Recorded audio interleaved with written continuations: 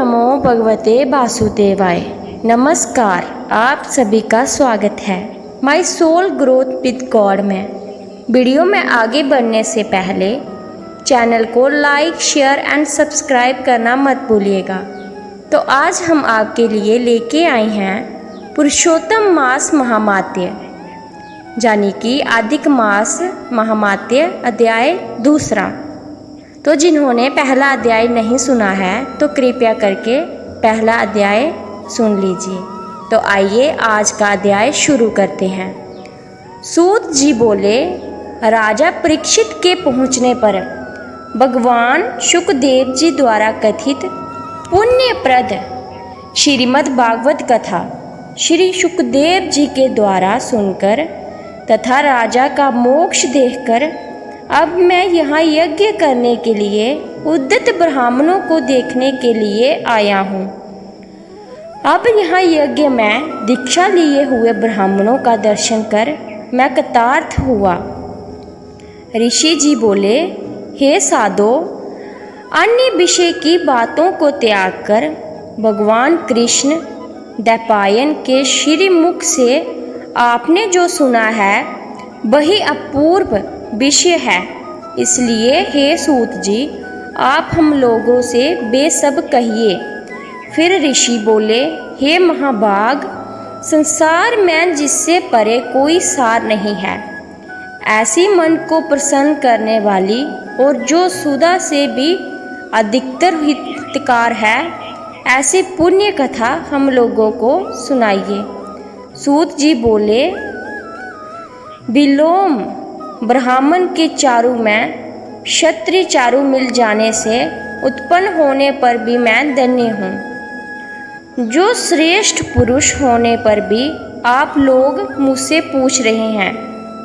भगवान व्यास के मुख से जो कुछ मैंने सुना है वह यथा ज्ञान मैं कहता हूँ। एक समय नारद मुनि नर नारायण के आश्रम में गए, जो आश्रम बहुत से तपस्वियों, सिद्धों तथा देवताओं से भी युक्त है और खैर, बहेड़ा, आंवला, बेल, आम, आमड़ा, केच, जामुन, कदम्ब आदि और भी अन्य वृक्षों से सुशोभित है।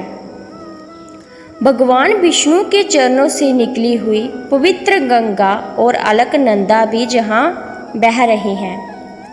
ऐसे नर नारायण के स्थान में श्री नारद मुनि ने जाकर महामुनि नारायण को प्रणाम किया और पर ब्रह्म की चिंता में लगा हुआ है मन जिनका। ऐसे जितेंद्र, काम, क्रोध आदि शहो शत्रुओं को जीते हुए जिनकी प्रभा अत्यंत निर्मल चमक रही है, ऐसे देवताओं के भी देव तपस्वी नारायण को साष्टांग दंडवत प्रणाम कर और हाथ जोड़कर नारद मुनि व्यापक प्रभु की स्तुति करने लगे।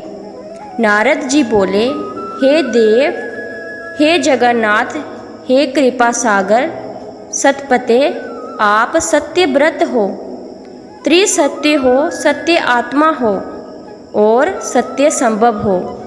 हे सत्य योने, आपको नमस्कार है। मैं आपकी शरण में आया हूँ।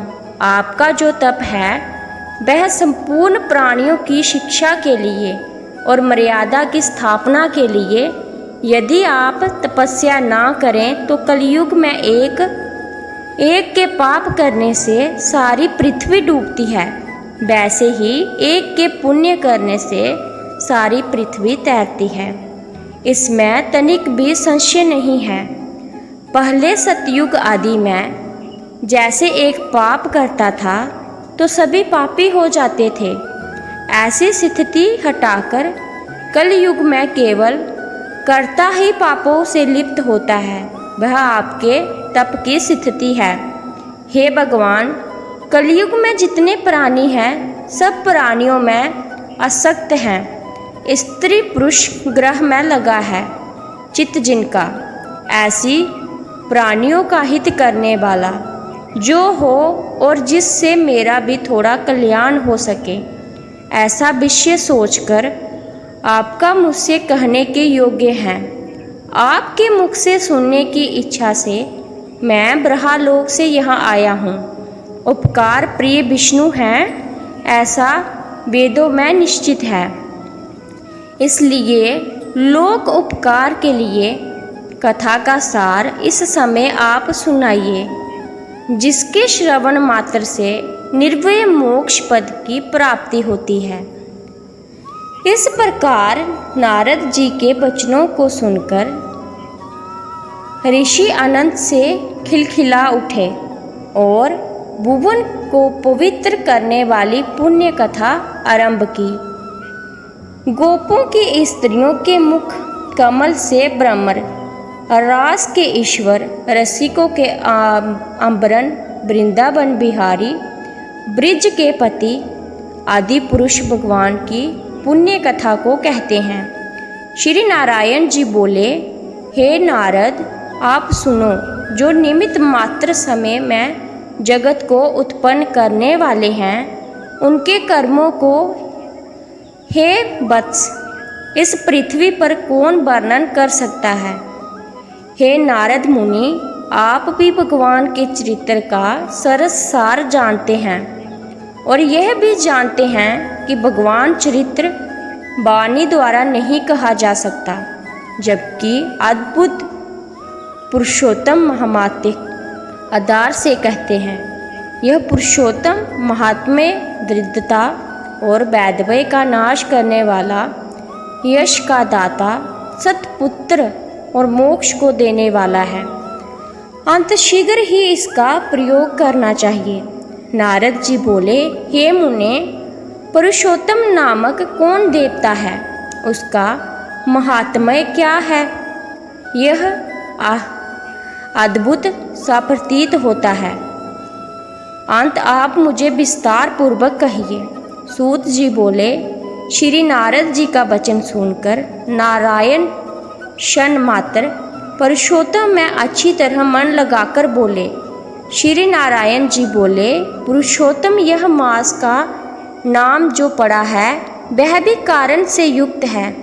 पुरुषोत्तम मास के स्वामी दया सागर पुरुषोत्तम ही हैं, इसलिए ऋषिगण इसको पुरुषोत्तम मास कहते हैं। पुरुषोत्तम मास के व्रत करने से भगवान पुरुषोत्तम प्रसन्न होते हैं। नारद जी बोले, चैत्र आदि मास जो हैं वह अपने अपने स्वामियों देवताओं से युक्त हैं, ऐसा मैंने सुना है, परंतु उनके बीच में पुरुषोत्तम नाम का मास नहीं सुना है। पुरुषोत्तम मास कौन है और पुरुषोत्तम मास के स्वामी कृपा के निधि पुरुषोत्तम कैसे हुए? हे कृपा निधि, आप मुझे इस मास का स्वरूप विधान के सहित कहिए। हे प्रभु सतपते, इस माह में क्या करना, कैसे स्नान करना, क्या दान करना, इस मास का जप पूजा उपवास आदि क्या साधन है, कहिए। इस मास के विधान से कौन से देवता प्रसन्न होते हैं और क्या फल देते हैं? इसके अतिरिक्त और जो कुछ भी तथ्य हो वह है तपोधन। कृपया सब मुझसे कहिए। साधु दोनों के ऊपर कृपा करने वाले होते हैं, वह बिना पूछे कृपा करके सदुपदेश दिया करते हैं। इस पृथ्वी पर जो मनुष्य दूसरों के भाग्य के अनुभूति दरिद्रता से पीड़ित, नित्य रोगी रहने वाले, पुत्रों को चाहने वाले, जड़, गूंगे, ऊपर से अपने को बड़ा धार्मिक दर्शाने वाले, विद्याविहीन मलिन वस्त्रों को धारण करने वाले, नास्तिक पर स्त्रीगामी, नीच जर्जर दास वृत्ति करने वाले, आशा जिनकी नष्ट हो गई है, संकल्प जिनके भ्रष्ट हो गए हैं, तत्व जिनके शीर्ण हो गए हैं, कुरूपी, रोगी, कुष्ठी, टेढ़े मेढ़े अंगों वाले, अंधे, इष्ट वियोग, मित्र वियोग, स्त्री वियोग, अंत पुरुष योग, माता पिता विहीन, शोक दुख आदि से जिनके अंग सूख गए हैं, अपने इष्ट वस्तु से रहित उत्पन्न हुआ करते हैं। वैसे जिन अनुष्ठानों के करने और सुनने से पुण्य उत्पन्न ना हो, हे प्रभु ऐसे प्रयोग हमको सुनाइए। संसार की विचित्र दशा देखकर दुखी हूँ। मानव स्वार्थ से भर गया है और कितने ही दुखों से घिरा हुआ है। महामारी, वैधव्य, बंध्या, दोष, अंगहीनता, दुष्ट व्याधियाँ, राज्य समाधि जो दोष हैं, इन दोषों से दुखित मनुष्य को देखकर हे जगन्नाथ मैं दुखी हूँ। अंत मेरे ऊपर दया करके हे ब्राह्मण मेरे मन को प्रसन्न करने वाले विषय को विस्तार से बताइए। हे प्रभु आप सर्वज्ञ हैं, समय से तत्वों के आयतन हैं। इसके बावजूद सूत जी कहते हैं, इस प्रकार नारद के परोपकारी मधुर वचनों को सुनकर देवादेव नारायण चंद्रमा की तरह शांत होकर महामुनि नारद जी से नए मेघों के समान गंभीर वचन बोले। तो आज का अध्याय यही समाप्त होता है। बहुत जल्दी हम एक और नए अध्याय के साथ आएंगे। तब तक के लिए धन्यवाद।